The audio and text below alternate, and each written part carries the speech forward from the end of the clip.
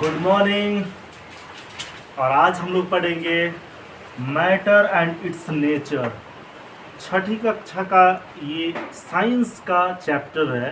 6 class का English medium CBSE school का ये फर्स्ट चैप्टर हम लोग साइंस का पढ़ेंगे, मैटर एंड इट्स नेचर। प्रकृति, पदार्थ और उसके प्रकृति, पदार्थ और उसके क्या प्रकृति। मतलब कोई भी पदार्थ है तो उसका क्या क्या नेचर हो सकता है, उसका प्रॉपर्टीज क्या हो सकते हैं। पदार्थ को हम लोग कितने भाग में डिवाइड कर सकते हैं, means in how many types we can classify any matter and what are the properties of any matter. Of course we will explain or we will understand this chapter very well, but firstly you have to pay full attention here and you must listen very well, and whatever the point is necessary or important you have to note it down on your notebook. जो भी important point लगे आप क्या करते चलिए, उसको note down करते चलिए। ये 6 क्लास का फर्स्ट चैप्टर साइंस हम लोग पढ़ रहे हैं, मैटर एंड इट्स नेचर। सबसे पहले समझिए कोई भी मैटर है क्या, व्हाट इज मैटर। कोई आपसे पूछ दे कि व्हाट इज मैटर, आप क्या कहेंगे? मैटर क्या है, पदार्थ क्या है। जैसे ये मार्कर देख रहे हैं आप, just see this marker, we can touch this marker, we can hold this marker। जिसको भी हम लोग पकड़ लें, छू लें, जिसको भी हम टच कर सकते हैं, पकड़ सकते हैं, वो सभी चीज मैटर है। लेकिन उधर से अगर लाइट आए, लाइट को हम लोग कैच कर सकते हैं? नहीं। प्रकाश को हम लोग पकड़ सकते हैं? No. We can never hold the light, we can never touch the light. Light को हम लोग टच भी नहीं कर सकते हैं, पकड़ भी नहीं सकते हैं, इसलिए लाइट को मैटर नहीं कहेंगे। But light has capacity to do work, that's why light is energy, it's not matter. लेकिन लाइट के पास अपना क्षमता है कोई भी काम करने के लिए, इसलिए उसको हम लोग मैटर नहीं कहेंगे, ऊर्जा कहेंगे। क्या कहेंगे? एनर्जी कहेंगे। लेकिन मैटर क्या है, बात चल रही है मैटर की, तो हम लोग बात करते हैं मैटर किसको कहेंगे। What is matter? any substance that has mass and occupy space। इसका मतलब ये हुआ कोई भी पदार्थ जिसके पास अपना द्रव्यमान हो, जिसके पास क्या हो, अपना द्रव्यमान हो, और जो स्थान घेरता हो। ओक्यूपाई स्पेस, क्या करता हो? स्पेस छेकता हो, कुछ ना कुछ स्थान ग्रहण करता हो, और जिसके पास अपना द्रव्यमान हो, इसका मतलब वो पदार्थ है, वो क्या है? मैटर है। यहां तक तो क्लियर हो गया। What is matter? हम लोग मैटर किसको कहेंगे? Anything that has mass and occupy space, उसको हम लोग क्या कहेंगे? मैटर कहेंगे। अगर आप पॉइंट नोट डाउन करना चाहते हैं तो फटाफट यहां पर लिख लीजिए। बात चल रही है चैप्टर नंबर 1 की, और हम लोग पढ़ रहे हैं साइंस। क्या पढ़ रहे हैं? Science of class 6। कौन सा क्लास? 6। यहां पर बात, पहला चैप्टर है मैटर एंड इट्स नेचर। क्या? Matter and it's nature means पदार्थ क्या है और उसके नेचर क्या है, गुण क्या है। तो सबसे पहले हम लोग बात करेंगे कि मैटर क्या है। तो डिफिनीशन में क्या बताएंगे? Any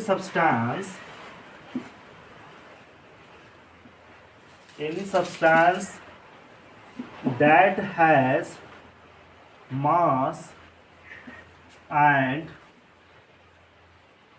occupy space. कोई भी पदार्थ जिसके पास अपना द्रव्यमान हो और जो जगह छेकता हो, तो उसको हम लोग क्या कहेंगे? मैटर कहेंगे। We can hold matter, we can touch matter, ये भी ध्यान देना है। उसको हम लोग क्या कर सकते हैं? We can hold matter and touch matter. Matter को हम लोग क्या कर सकते हैं? छू सकते हैं, और उसको हम लोग पकड़ भी सकते हैं। तो ये मैटर है। अब आपको एग्जांपल्स देने के लिए कहा जाए कि अच्छा कुछ मैटर्स के एग्जांपल्स बताइए, आप क्या कहेंगे? कुछ एग्जांपल्स अगर हम लोग बात करें तो यहाँ पर जैसे पेन, डस्टर, चेयर, फैन, बस, जितना भी है ये सारे के सारे एग्जाम्पल्स हैं मैटर का। लेकिन ऐसे आपको कह दे कि कोई 3 ऐसे एग्जाम्पल्स दीजिए जो मैटर नहीं हो बट एनर्जी हो, तो हम लोग क्या कहेंगे? दैट, जिसको हम लोग छू नहीं सकते हैं और क्या नहीं कर सकते हैं, पकड़ नहीं सकते। जैसे देख लीजिए, लाइट है, क्या है? लाइट है, साउंड है, इलेक्ट्रिसिटी है।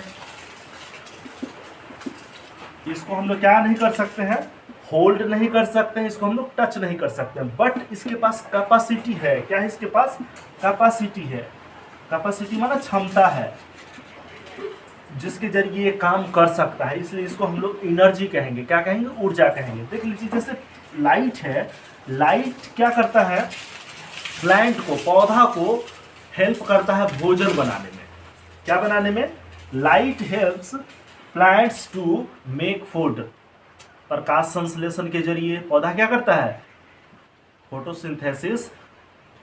प्रकाश संश्लेषण के जरिए पौधा क्या करता है? भोजन बनाता है। तो लाइट के बगैर तो भोजन बना नहीं सकता है। तो लाइट क्या है? लाइट के पास कैपेसिटी है जो हेल्प करता है किसी और को कार्य करने में। तो यहाँ पर लाइट क्या है? लाइट मैटर नहीं है, लेकिन लाइट क्या है? एनर्जी है। तो लाइट को तो हम लोग कह लिए कि लाइट मैटर नहीं है, लाइट एनर्जी है। How we can explain? Light has capacity to do work, means it can, light helps plants to make food in the presence of, plants make food in the presence of light. Either we can say light helps plants to make food.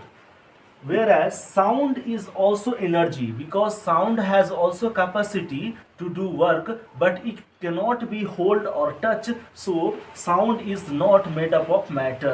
Sound is not a matter, but it is energy. Sound के लिए भी यही लागू होगा। Sound भी क्या है? Energy है, साउंड मैटर नहीं है। बिकॉज साउंड क्या करता है? हमारे ईयर ड्रम को वाइब्रेट करता है। क्या करता है? हमारी कान का जो चादर है ना, उसको वाइब्रेट करता है, जिसके कारण हम सुन पाते हैं। तो ये किसके कारण होता है? साउंड के कारण होता है। किसके कारण होता है? Due to sound. That's why sound is not matter, it is energy. तो इसको भी हम लोग एक्सप्लेन कर सकते हैं बहुत बढ़िया से। फिर नेक्स्ट बात आती है इलेक्ट्रिसिटी। इलेक्ट्रिसिटी क्या करता है? इलेक्ट्रिसिटी भी मैटर नहीं है, इसको भी हम लोग हाथ से पकड़ नहीं सकते हैं, इसको भी हम लोग टच नहीं कर सकते हैं। तो इलेक्ट्रिसिटी कैसे मैटर नहीं है? मैटर नहीं है तो ठीक है, फिर एनर्जी कैसे है? इलेक्ट्रिसिटी भी एनर्जी है, because electricity makes fans move and makes trains run. तो हम लोग कह सकते हैं इलेक्ट्रिसिटी क्या है? एनर्जी है। आप लोग देखते होंगे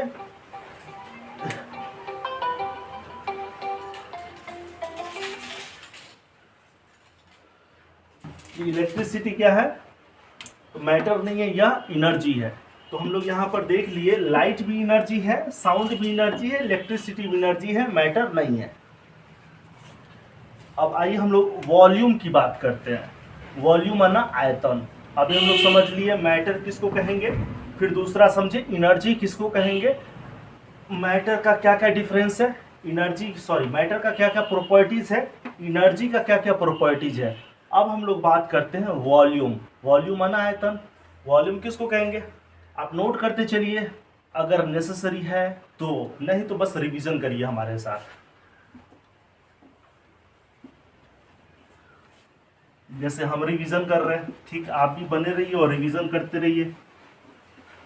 अब दूसरा हम लोग देखते हैं वॉल्यूम क्या है। तो वॉल्यूम माना आयतन। तो वॉल्यूम हम लोग क्या करेंगे? वॉल्यूम की बात अगर हम लोग करें, the space anything occupies is called its volume. जो भी वस्तु है, जितना स्पेस छेकता है ना, वही उस वस्तु का वॉल्यूम कहलाता है, आयतन कहलाता है। मान के चलिए ये मोबाइल है, यहाँ पर बोर्ड पर हम रख दिए, तो कुछ तो स्पेस छेक लिया, चाहे वो वर्टिकली हो या फिर हॉरिजॉन्टली हो, कुछ तो स्पेस छेकता है। इसका लेंथ भी होगा, ब्रेड्थ भी होगा, हाइट भी होगा। तो जितना स्पेस छेक लिया है वही इसका वॉल्यूम है। और वॉल्यूम का मतलब आप तो जानते होंगे, length into breadth into height. तो जितना स्पेस यह छेक लिया वही स्पेस इसका क्या कहलाएगा? वॉल्यूम कहलाएगा। Means the space anything occupies is called its volume. क्या लिखेंगे? The space anything occupies is called its volume। और हमारे पास बुक भी है, ताकि लास्ट में चैप्टर ख़त्म हो जाएगा तो लास्ट में इस चैप्टर में जितने भी क्वेश्चंस है उसको हम लोग सोल्व करेंगे। तो आप लास्ट तक ज़रूर पढ़िए, ताकि अंत में क्या करेंगे, इस सारे थियोरी जो हम लोग कंसेप्ट अभी क्लियर कर रहे हैं पढ़ करके समझ करके, इसका लास्ट में हम लोग क्या करेंगे, एक एक क्वेश्चन को सोल्व करेंगे, चाहे वो फिल इन द ब्लैंक्स हो, चाहे वो MCQ हो, चाहे वो answer the following in 20 words हो, चाहे answer the following in 40 words हो, या answer the following in 100 words हो, या फिर कोई प्रैक्टिस एक्सरसाइज हो, वर्क, ये लास्ट में क्या बोलता है उसको, कोई एक्टिविटीज़ बनाना हो, उसको भी हम लोग देखेंगे। तो सबसे पहले हम लोग क्या समझ लिए, एक तो हम लोग मैटर समझ लिए कि मैटर किसको कहते हैं, मैटर किसको कहते हैं। दूसरा हम लोग देखे एनर्जी किसको कहते हैं। तीसरा हम लोग देख लिए वॉल्यूम किसको कहते हैं। ये छोटा छोटा चीज़ है लेकिन बहुत ज़्यादा इम्पोर्टेंट है। अब हम लोग देखते हैं मास किसको कहते हैं। The amount of matter anything contains, mass को हम लोग समझते हैं। The amount of matter anything contains, कोई भी चीज़ को हम लोग देखते हैं तो उसमें द्रव्यमान होता है, जितना क्षमता में रहता है उसी को उसका क्या कहते हैं हम लोग, द्रव्यमान कहते हैं। उसमें कुछ भार आता है ना, तो मास, तो उसको हम लोग क्या कहते हैं, मास्क बोलते हैं, सॉरी मास्क नहीं, मास बोलते हैं उसको। अब हम लोग नेक्स्ट देख लेंगे इसमें states of matter. All the students have studied every objects can be placed in 3 forms।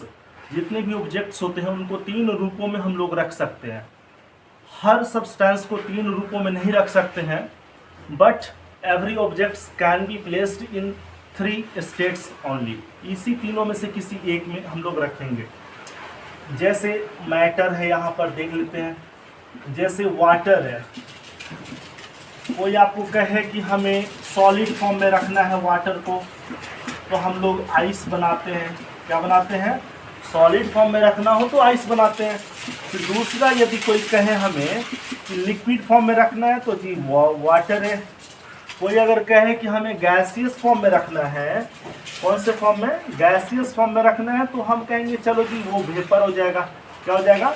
Vapour हो जाएगा। तो सॉलिड फॉर्म में आइस है, लिक्विड फॉर्म में वाटर है, और गैसियस फॉर्म में वेपर है। तो ये 3 फॉर्म्स है। 3 क्या है? फॉर्म्स है। किसके 3 फॉर्म्स है जी? तो यहाँ पर हम लोग बात करेंगे मैटर के 3 फॉर्म्स है। किसके 3 फॉर्म्स है? मैटर के ये तीनों फॉर्म्स है। एक सॉलिड फॉर्म हो गया, दूसरा लिक्विड फॉर्म हो गया, तीसरा गैसियस फॉर्म हो गया। तो matter can be classified into 3 forms: solid forms, liquid forms and gaseous forms. If we talk about solid forms, then water, the forms, ice is in the form of a solid, and liquid की बात करें तो water is kept in the form of liquid। अगर gaseous की बात करें तो फिर vapors हम लोग gaseous form में देखते हैं। तो water का ही ये 3 अवस्था होता है। These are the 3 states of water। एक सॉलिड फॉर्म में, दूसरा लिक्विड फॉर्म में, तीसरा गैसियस फॉर्म में। चलिए, ये 3 फॉर्म्स थे जिसमें हम लोग कोई भी वस्तु को क्लासिफाई कर सकते हैं कि ये वस्तु सॉलिड फॉर्म में है, या फिर लिक्विड फॉर्म में है, या फिर गैसियस फॉर्म में है। अगर यहाँ पर भी आपका ये कंसेप्ट क्लियर नहीं हुआ तो देख लेते हैं। जैसे अगर हम लोग बात करें आयरन को, आयरन कौन से फॉर्म में है? सॉलिड में है, लिक्विड में है, गैस में है? तो फिर आप कहेंगे झट से कि आयरन जी सॉलिड फॉर्म में है। किस फॉर्म में है? सॉलिड फॉर्म में है। लेकिन अगर कोई कहे कोको कोला, क्या कोको कोला किस फॉर्म में है?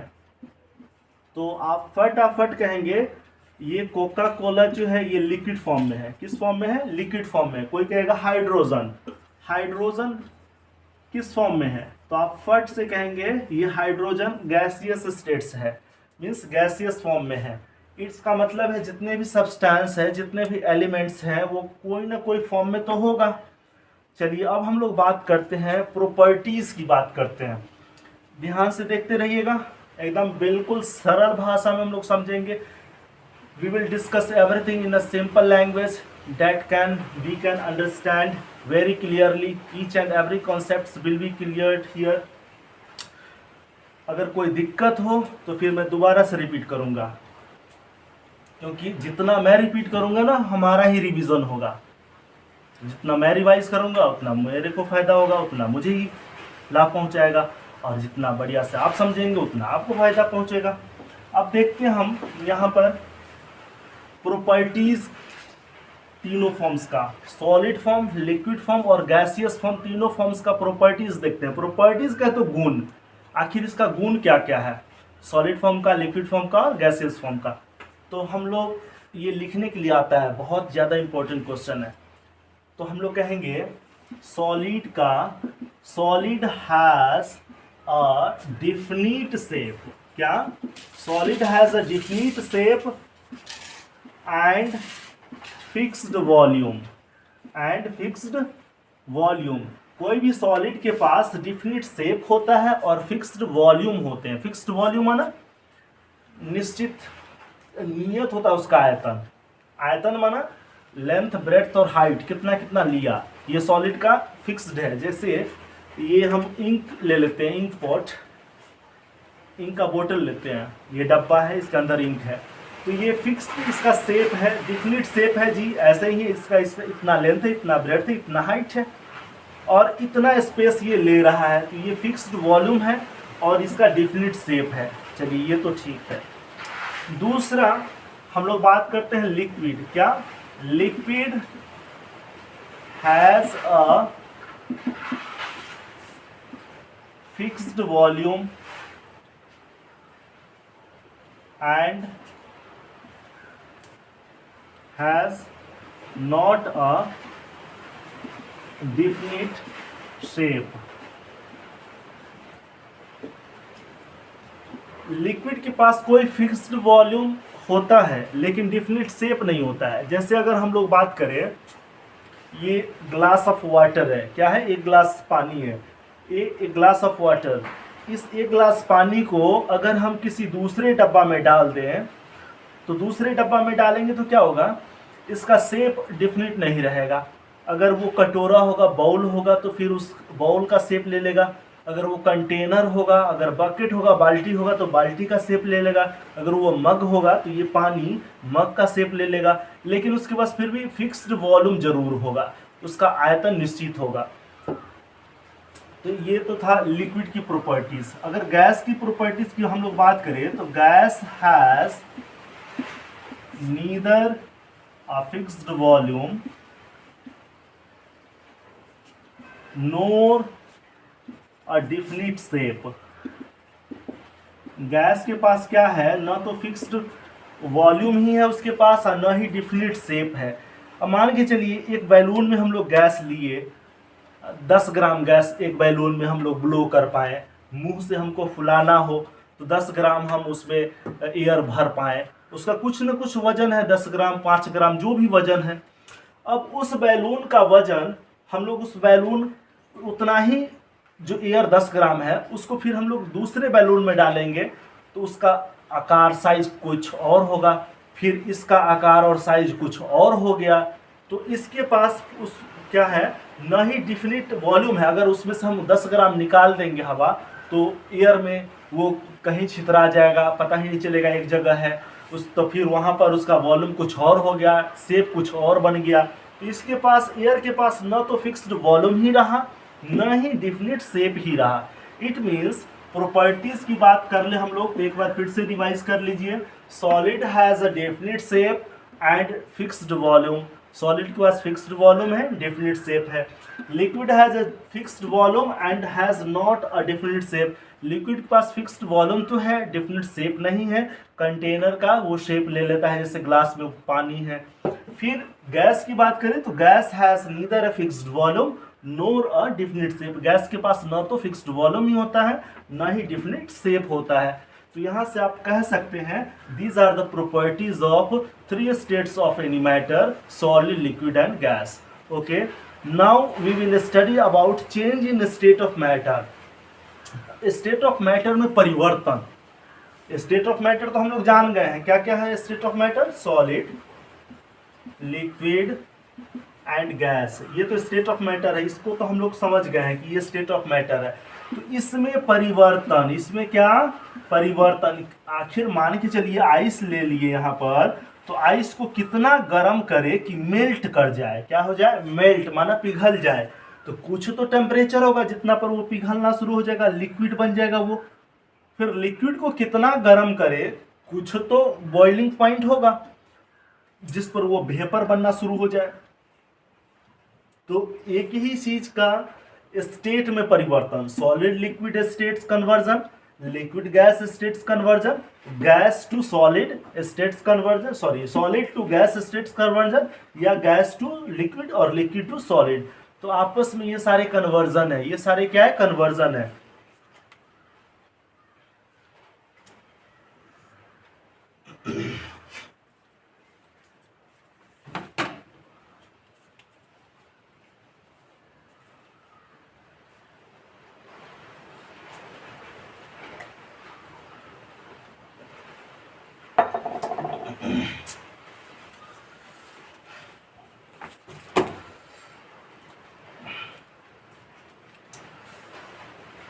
बुक भी रखे हैं ताकि कौन कौन सा क्लू है उसको देखने के लिए। अब हम लोग चलेंगे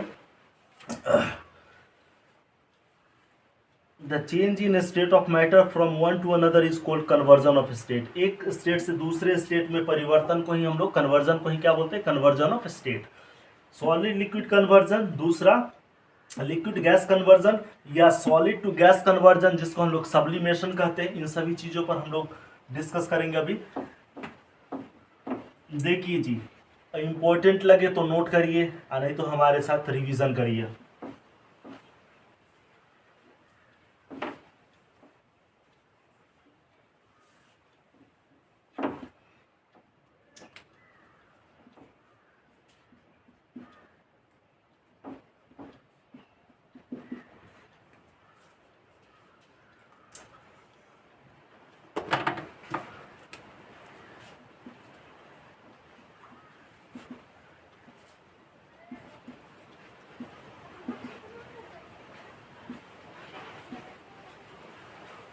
इंटर कन्वर्जन ऑफ स्टेट्स। तो इंटर कन्वर्जन ऑफ स्टेट्स में क्या? The change in state of matter, the change in state of matter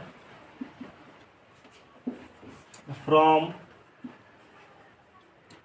one to another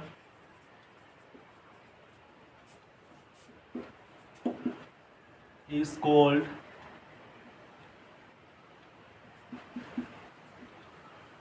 interconversion of state।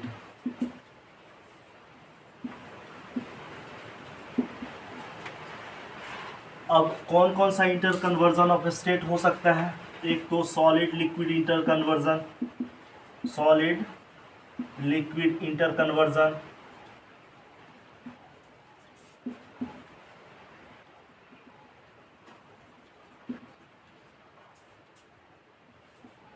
दूसरा लिक्विड गैस इंटर कन्वर्जन,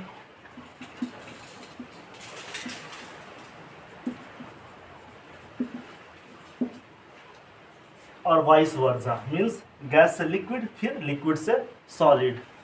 तो यहाँ पर आप देखिए, जिस डिग्री पर कोई सॉलिड, ये बहुत ही ज़्यादा इंपॉर्टेंट है, point to be noted here, means जिस डिग्री पर सॉलिड जो है, जैसे आइस मेल्ट करेगा वाटर के लिए, उसी डिग्री पर वाटर फिर सॉलिडिफाई होगा आइस के लिए, माना कूल्स डाउन हो जाएगा आइस के लिए। जैसे 0 डिग्री पर आइस मेल्टिंग अगर मेल्ट करना शुरू हो जाता है पानी के रूप में, तो फिर पानी भी तो 0 डिग्री पर आइस में क्या होने लगता है, चेंज होने लगता है, आइस बनना शुरू हो जाता है। The freezing point and the melting point of water to ice और ice to water is the same. कहने का मतलब ये है, मीन्स मेल्टिंग ऑफ सॉलिड और फ्रीजिंग पॉइंट, मेल्टिंग पॉइंट और फ्रीजिंग पॉइंट दोनों सेम है, 0 डिग्री और 0 डिग्री वाटर के लिए। दूसरा लिक्विड गैस कन्वर्जन, अगर पानी को हम लोग गर्म करते हैं तो कोई तो ऐसा टेम्परेचर होगा जिस पर पानी खौलने लगे, उबलने लगे, बॉइल्स करने लगे, एंड इट स्टार्ट्स वेपराइज, और वो वेपर बनने लगे, वाष्प बनने लगे, स्टीम बनने लगे। तो जिस पानी को हम लोग कंटेनर में गर्म करेंगे, एक या मान के चलिए ये स्टोव है, ऐसे ऐसे ऐसे ऐसे बर्न हो रहा है ये, हाँ फ्लेम निकल रहा है यहाँ से, और ये कंटेनर में हम लोग पानी रखे हैं, हाँ इस कंटेनर में। तो ये जब कोई तो टेम्परेचर होगा जिस टेम्परेचर पर वाटर क्या होने लगा, बॉइल्स होने लगा, एंड इट स्टार्ट्स वेपराइज, और यहाँ से वाष्प भाप निकलना शुरू कर दिया। तो जिस टेम्परेचर पर ये भाप निकलना शुरू हो गया, वही पॉइंट को हम लोग क्या कहेंगे, बॉइलिंग पॉइंट कहेंगे। क्या कहेंगे, बॉइलिंग पॉइंट कहेंगे। और ये वेपर कौन से फॉर्म में हो जाएगा, गैसियस स्टेट में हो जाएगा। क्या हो जाएगा, गैसियस स्टेट में हो जाएगा। तो inter conversion of states clear हुआ। इंटर कन्वर्जन ऑफ स्टेट्स हमें तो लगता है कि बहुत बढ़िया से हम एक्सप्लेन यहाँ पर किए, और अच्छा भी है, ये बहुत इंटरेस्टिंग टॉपिक्स है ये सब।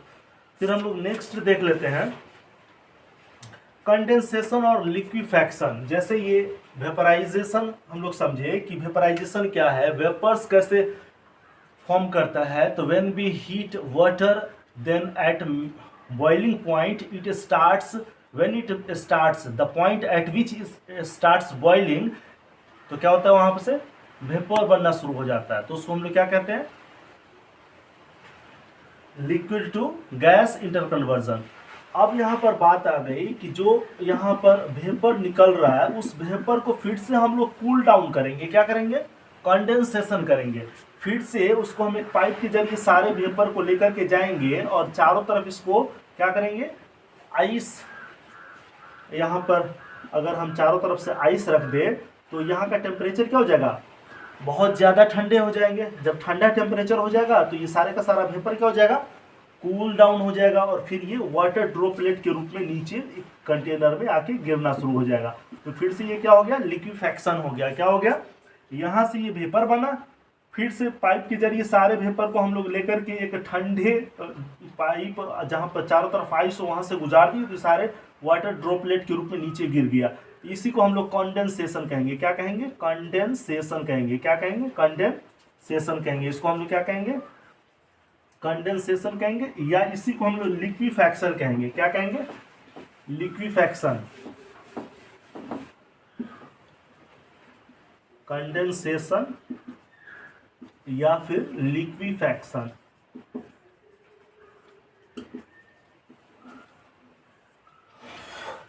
अब एक बार हम लोग शॉर्ट में जितना भी पढ़े उसको रिवाइज करते हैं, फिर हम लोग नेक्स्ट टॉपिक को एक्सप्लेन करेंगे।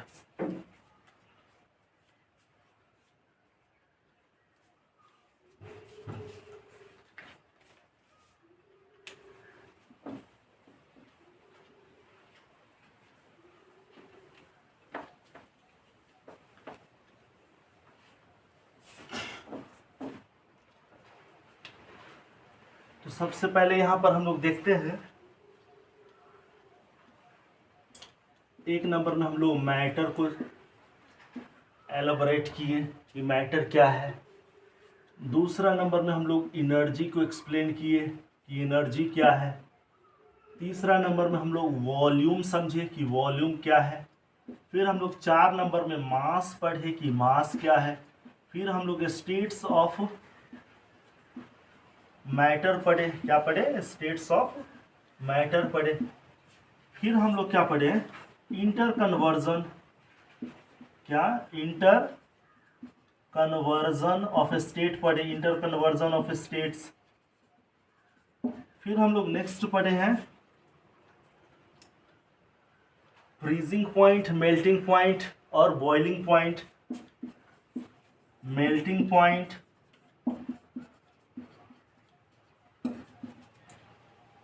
फ्रीजिंग पॉइंट,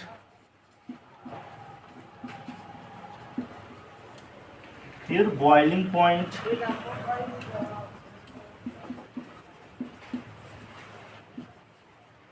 फिर हम लोग देखिए यहाँ पर कॉन्डेंसेशन। क्या? कॉन्डेंसेशन, इसी को हम लोग बोलते हैं लिक्विफैक्शन। इतना हम लोग एक्सप्लेन ऑलरेडी कर लिए हैं और इसको समझ लिए हैं। अब हम लोग पढ़ेंगे, एक सवाल आता है, क्या वेपर और गैस में कोई अंतर भी है? जैसे वेपर जो है, हम लोग वाटर को बॉईल करते हैं, पानी को गर्म करते हैं तो वेपर बनता है, या फिर सल्फर को गर्म करेंगे तो जो वेपर बनेगा, पानी को गर्म करेंगे वेपर बन गया तो वाटर वेपर हो गया, सल्फर को गर्म करेंगे जो वेपर बनेगा सल्फर वेपर हो गया। तो ये तो वेपर, और दूसरा वेपर जो है वो गैस स्टेट में है, गैसियस स्टेट में है। लेकिन जो ऑलरेडी गैसियस स्टेट में है, जैसे हाइड्रोजन है, ऑक्सीजन है, नाइट्रोजन है, तो ये वेपर और गैस क्या सेम है या डिफरेंट है? क्वेश्चन तो बहुत इसमें वेट है, वजन है क्वेश्चन में। क्या कहेंगे इसमें? Yes, of course there are difference between vapour and gas. Gas और वेपर में डिफरेंस है। आप ऐसे कहेंगे, anything that ordinarily present in liquid form और solid form are gas in the gaseous state, but any substance which do not exist in solid form or liquid form but it exists only in gaseous forms, then they are called gases in the gaseous state। इसका मतलब ये है कि कोई भी substance जो liquid रूप में भी हो, सॉलिड रूप में भी हो, तो उसको वेपर करेंगे तो वो फिर क्या, गैसियस स्टेट में आ जाएगा। जैसे वाटर वेपर, सल्फर वेपर। लेकिन जो सब्सटेंस लिक्विड फॉर्म में एग्जिस्ट करता ही नहीं हो, कभी सॉलिड फॉर्म में कभी एग्जिस्ट करता ही नहीं हो, तो वो फॉर्म केवल गैस ही रहेगा गैसियस स्टेट में। तो ये मेन डिफरेंस है। अब हम लोग सब्लिमेशन पढ़ते हैं। सब्लाइम्स क्या होता है एंड सब्लिमेशन क्या होता है? आप सुने होंगे एक कैम्फर के बारे में, कैम्फर के बारे में सुने होंगे। दूसरा नैफ्थलीन के बारे में सुने होंगे। कैम्फर और नैफ्थलीन क्या है? तो ये सॉलिड्स फॉर्म में रहता है। किस फॉर्म में रहता है? सॉलिड फॉर्म में। अगर इसको खुले रूम टेम्परेचर में छोड़ दे, room temperature means the temperature which exist in the room, माना अभी जो टेम्परेचर है, बिना फैन का, बिना हीटर का, बिना कूलर का, बिना एसी का, माना जो नॉर्मल टेम्परेचर है उसी को हम लोग रूम टेम्परेचर बोलते हैं। तो रूम टेम्परेचर में अगर हम कैम्फर माना कपूर या नैफ्थलीन को छोड़ दे तो वो डायरेक्ट मेल्ट के बगैर ही वेपर बन जाता है, और थोड़ी देर में या कुछ दिनों में यहाँ से ये कैम्फर भी गायब हो जाएगा, नैफ्थलीन भी गायब हो जाएगा। तो कोई मैजिक तो है नहीं। यहाँ पर हुआ यूं है कि ये direct solid to gas form में चला गया है, विदाउट लिक्विड फॉर्म में कन्वर्ट किए हुए। लिक्विड फॉर्म में गए बगैर ही क्या हो गया, सॉलिड से गैस कन्वर्जन हो गया। तो इसको हम लोग सब्लिमेशन बोलते हैं। इस फेनोमेना को क्या बोलते हैं? सब्लिमेशन बोलते हैं। क्या बोलते हैं? सब्लिमेशन बोलते हैं। इस फेनोमेना को क्या बोलते हैं? सब्लिमेशन बोलते हैं। Means the process in which any substance directly melt without melting that converts from solid to gas, then that phenomena or process called sublimation। name any two substance which sublimes। कोई दो substance का नाम बताइए जो sublime करता हो। तो camphor है और नैफ्थलीन है, ठीक है। Okay, next composition of matter. अब हम लोग कंपोजिशन ऑफ मैटर पढ़ेंगे। मेहनत बहुत है, मिटाते हैं।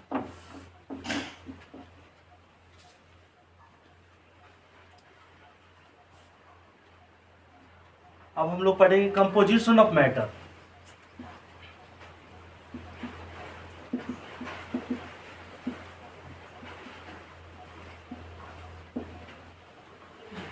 कंपोजिशन ऑफ मैटर, अब देख लीजिए,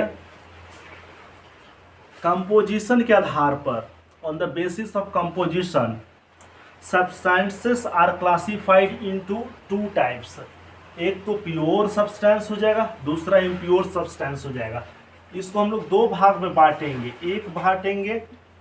एक इसको क्लासिफाई करेंगे प्योर सब्सटेंस में, कौन से सब्सटेंस, प्योर में, और दूसरा हम लोग लिखेंगे इसको इम्प्योर, है ना। कंपोजिशन के आधार पर जितने भी मैटर्स है उसको दो पार्ट में डिवाइड कर देंगे।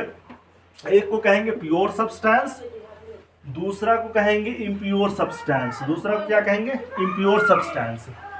प्योर सब्सटेंस वो होता है जिसमें किसी दूसरे सब्सटेंस का मिक्सचर नहीं होता है, मिक्सिंग नहीं होता है, मिक्स हम लोग नहीं करेंगे। जैसे एलिमेंट्स हैं, कितने एलिमेंट्स है टोटल, 114 एलिमेंट्स है। कितने एलिमेंट्स है टोटल, देयर आर 114 एलिमेंट्स। तो सारे के सारे एलिमेंट्स को हम लोग प्योर सब्सटेंस कहेंगे। क्या कहेंगे, प्योर सब्सटेंस कहेंगे। तो हम लोग यहाँ पर बात कर रहे हैं प्योर सब्सटेंस का। तो प्योर सब्सटेंस को भी दो भागों में हम लोग क्लासिफाई करते हैं। प्योर सब्सटेंस को कितने भागों में क्लासिफाई करेंगे, इसको भी हम लोग दो भागों में क्लासिफाई करेंगे।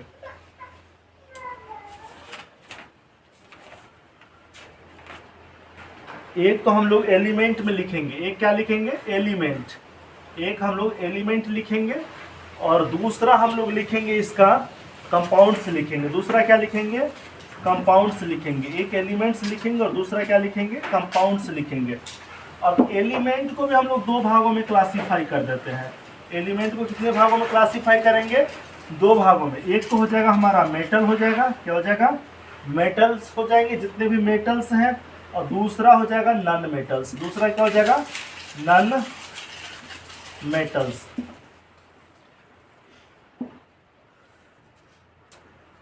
फिर से देख लीजिए, कंपोजिशन ऑफ मैटर है, इसको दो भागों में हम लोग डिवाइड कर दिए। कितने भागों में डिवाइड कर दिए, दो भागों में हम लोग इसको डिवाइड कर दिए।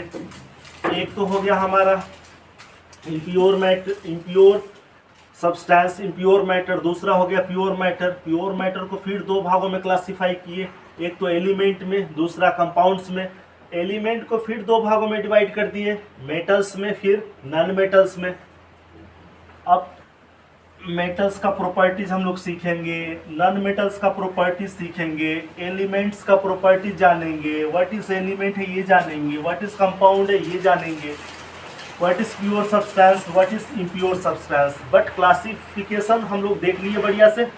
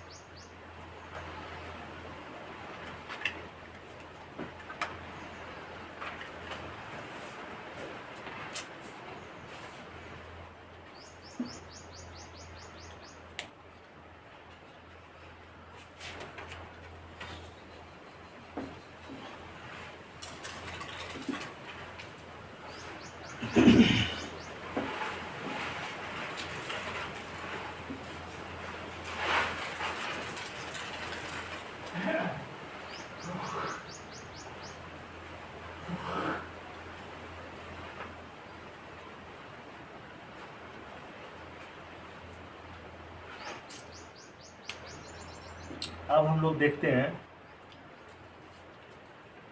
एलिमेंट और कंपाउंड।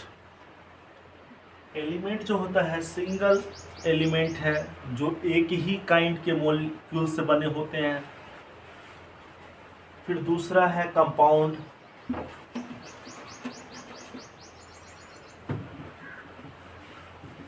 कंपाउंड में डिफरेंट डिफरेंट कंस्टिट्यूएंट्स होते हैं। फिर एक होता है एलवाई। एलवाई कैसे बना होता है? या तो दो एलिमेंट से बना होता है, उसमें एक मेटल नॉन मेटल होगा, या फिर मेटल मेटल मिक्स होगा, या मेटल नॉन मेटल मिक्स होगा, तो वो एलवाई है। अब हम लोग देख लेते हैं हेट्रोजीनियस मिक्सचर और होमोजीनियस मिक्सचर क्या है। सबसे पहले एलिमेंट का बात कर लेते हैं। तो एलिमेंट में सिंगल कंस्टिट्यूएंट्स होंगे, कंपाउंड में एक से ज़्यादा होंगे, एलवाई है, ये दोनों प्योर मिक्सचर है, सॉरी ये दोनों प्योर सब्सटेंस है और ये इम्प्योर सब्सटेंस है। क्योंकि एलवाई में मेटल प्लस मेटल होता है या मेटल प्लस नॉन मेटल होगा। एलिमेंट का एग्जांपल आप ले लीजिए, हाइड्रोजन, ऑक्सीजन। कंपाउंड ये सिंगल एलिमेंट है। अब कंपाउंड में ये H2O, हाइड्रो ये क्या है? H2O, जिसको हम लोग क्या बोलते हैं? वाटर, पानी बोलते हैं। CO2 कार्बन डाइऑक्साइड बोलते हैं। ये सब कंपाउंड है क्योंकि इसमें डबल डबल एलिमेंट है, तो ये कंपाउंड है। और ये एलिमेंट है और ये कंपाउंड है। दूसरा एलवाई है। जैसे आप देख लीजिए, हम लोग एलवाई का एग्जांपल भी देखे हैं। जैसे स्टील ले लीजिए, कौन सा? स्टील, जिसमें क्या मिले होते हैं?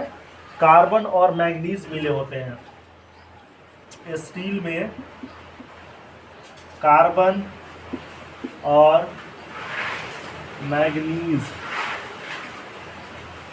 तब जा करके ये स्टील कहलाएगा। फिर अगर हम लोग ब्रास बनाते हैं, ब्रास, तो उसमें क्या मिक्स करेंगे? कॉपर प्लस टीन मिलाएंगे, तो ये ब्रास बन जाएगा। ठीक इसी तरीके से दूसरा एग्जांपल अगर हम लोग लेते हैं, ब्रोंज, सॉरी यहाँ पर कॉपर प्लस टीन, जिंक होगा, कॉपर प्लस जिंक। अगर हम लोग दूसरा एग्जांपल लेते हैं ब्रोंज, तो यहाँ पर क्या हो जाएगा? कॉपर प्लस टीन हो जाएगा। यहाँ पर कॉपर और टीन का मिक्सचर, ये एलवाई है, ब्रोंज और ब्रास। अब जो सिंगल एलिमेंट्स है ना, वो एलवाई से थोड़ा सा मजबूती में कम रहेगा। एलवाई ज़्यादा स्ट्रॉन्ग होता है सिंगल एलिमेंट्स की अपेक्षा। जैसे सोना का कोई अगर आभूषण लोग बनाते हैं, ऑर्नामेंट्स बनाते हैं, तो वो उतना कठोर हार्डनेस नहीं आएगा जितना उसमें कुछ मिक्स कर देंगे, एलवाई करेंगे। तो एलवाई ज़्यादा हार्ड होता है, स्ट्रॉन्ग होता है, और जो सिंगल एलिमेंट से बने होते हैं वो उतना हार्ड और स्ट्रॉन्ग नहीं होता है। तो ये डिफरेंसेस है एलिमेंट में, कंपाउंड में, एलवाई में। अब बात आती है दो मिक्सचर की, एक तो हेट्रोजीनस मिक्सचर और एक होमोजीनस मिक्सचर।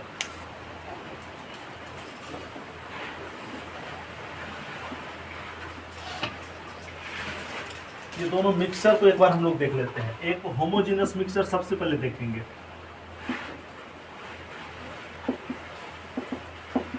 अगर होमोजीनस मिक्सचर की बात आप करेंगे तो सबसे पहले उदाहरण के तौर पर समझिए, हम लोग ले लेते हैं सॉल्ट और वाटर। क्या लेंगे? सॉल्ट लेंगे और वाटर लेंगे।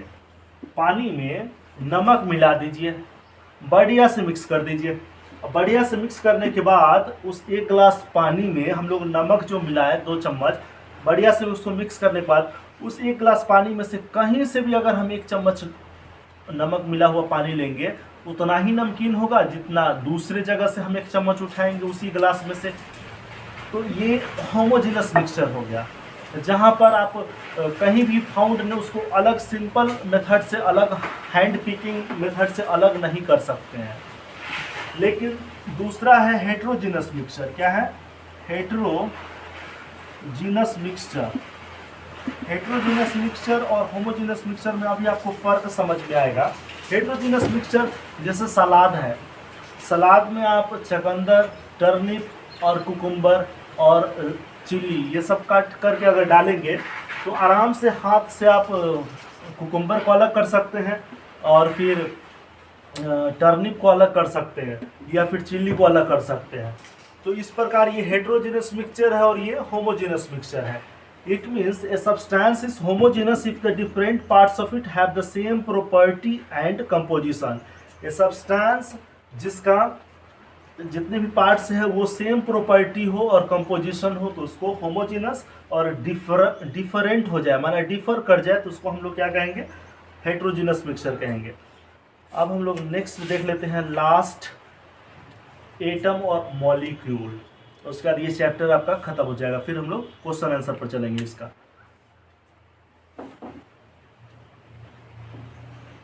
बहुत ज़्यादा इंपॉर्टेंट है, इसको देख लीजिएगा। एटम और फिर हम लोग समझेंगे मॉलिक्यूल।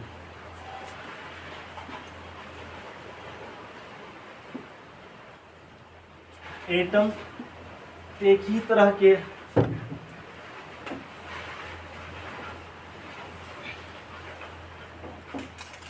इसको समझने के लिए सबसे पहले हम लोग मैटर समझते हैं। मैटर को एग्जिस्ट कर सकता है, मैटर तो एग्जिस्ट करेगा, कहीं भी इंडिपेंडेंटली एग्जिस्ट करेगा। लेकिन क्या हमको पता है कि मैटर बना किस चीज़ से होता है? मैटर स्मॉलर पार्टिकल से बना होता है जिसको हम लोग मॉलिक्यूल कहते हैं। ठीक है, मैटर किस चीज़ का बना होता है? स्मॉलर पार्टिकल्स का बना होता है जिसको हम लोग क्या कहते हैं? मॉलिक्यूल्स कहते हैं। मैटर भी इंडिपेंडेंटली एग्जिस्ट करता है, मॉलिक्यूल्स भी इंडिपेंडेंटली एग्जिस्ट करता है। बट मॉलिक्यूल किस चीज़ से बना होता है? एटम से बना होता है। एटम इंडिपेंडेंटली एग्जिस्ट नहीं करता है। Atom do not exist independently, molecules can exist independently and matter can also be exist independently. Matter is made up of very tiny particles called molecules. Molecules is made up of very tiny particles called atom. Atom do not exist independently, molecules exist independently and matter can also exist independently. ये बात clear हो गया होगा आपको, नहीं तो एकदम अभी क्लियर कर लीजिए, फिर हम लोग आगे इसमें समझेंगे। अब एटम को तो हम लोग समझ गए कि ये स्वतंत्र रूप से नहीं रह सकता है, मॉलिक्यूल्स स्वतंत्र रूप से रह सकता है, मैटर भी स्वतंत्र रूप से रह सकता है। अब बात आती है, जैसे हम लोग समझते हैं, जैसे एटम ले लेते हैं हम। एटम, कोई भी एटम अगर हम उठाते हैं ना, एटम चाहे हाइड्रोजन का हो, चाहे वो नाइट्रोजन हो, कोई भी एलिमेंट का हो, तो इसमें तीन चीज़ आपको देखने को मिल जाएगा। एक तो इलेक्ट्रॉन मिलेगा, दूसरा प्रोटॉन मिलेगा, तीसरा न्यूट्रॉन मिलेगा। क्या क्या मिलेगा?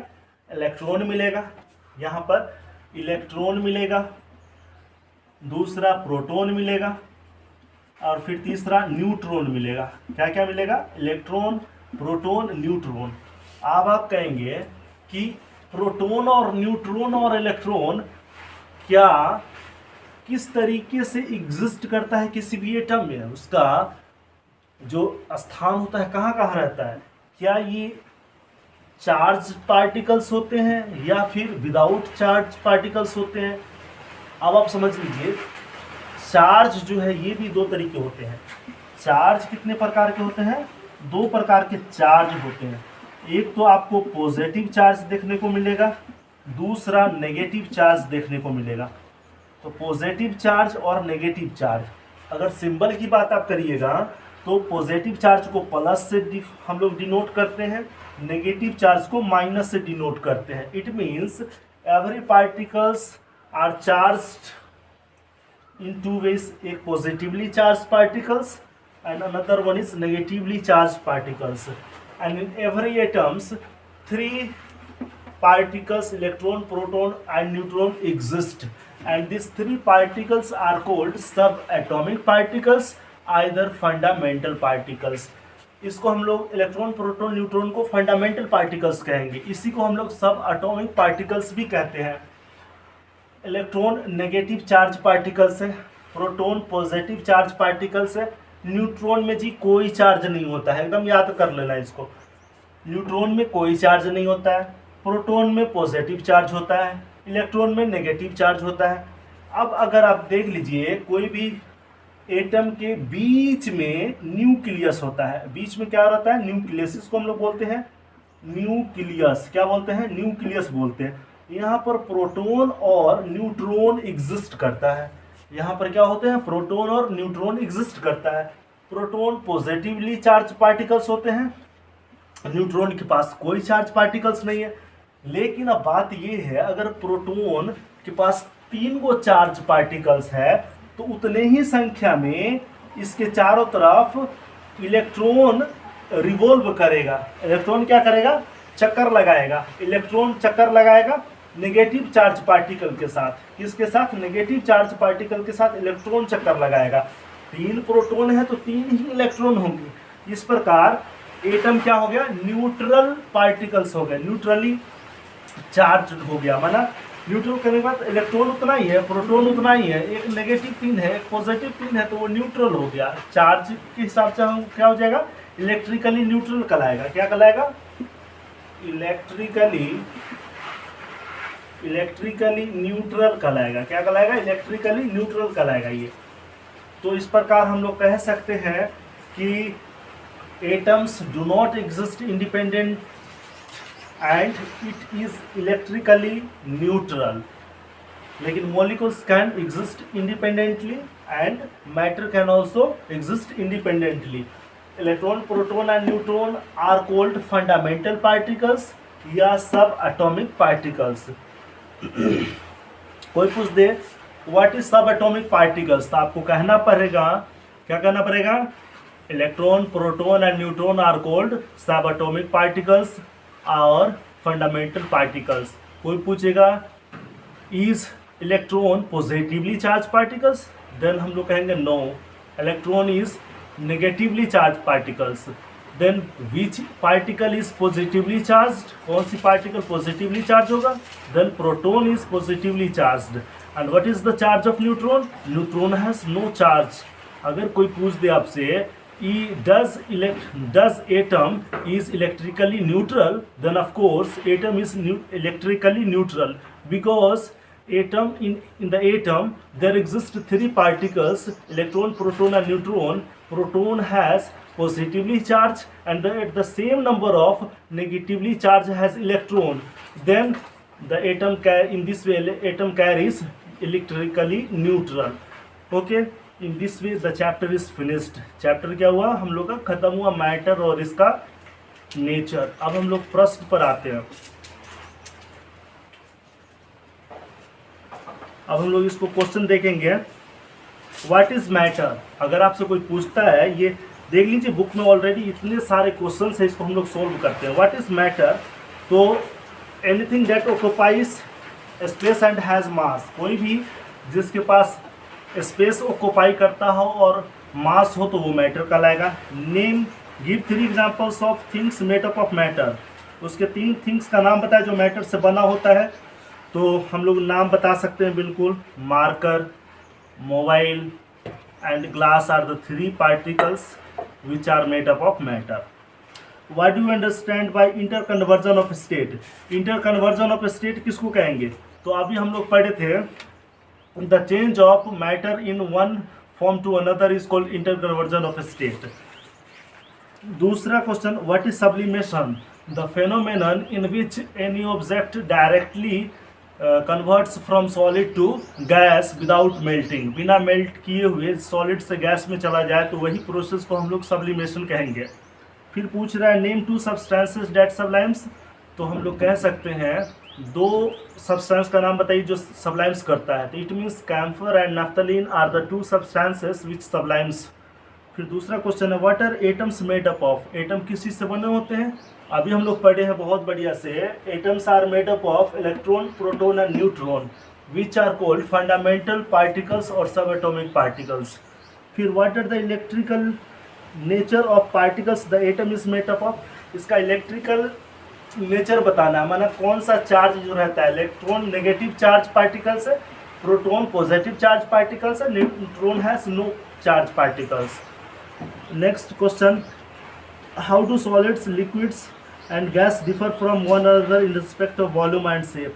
सॉलिड, लिक्विड और गैस वॉल्यूम और शेप के हिसाब से कैसे एक दूसरे से अलग है? तो हम लोग जो 3 प्रॉपर्टीज पढ़े थे कि solid has a definite volume and definite shape, liquid has a fixed volume and does not have a definite shape, gas has neither a definite shape nor a definite fixed volume. तो यही properties यहाँ पर बताना है. What is difference between vapour and gas? Vapour और gas के बीच में difference क्या है, इसको भी हम लोग क्लियर किए. क्या?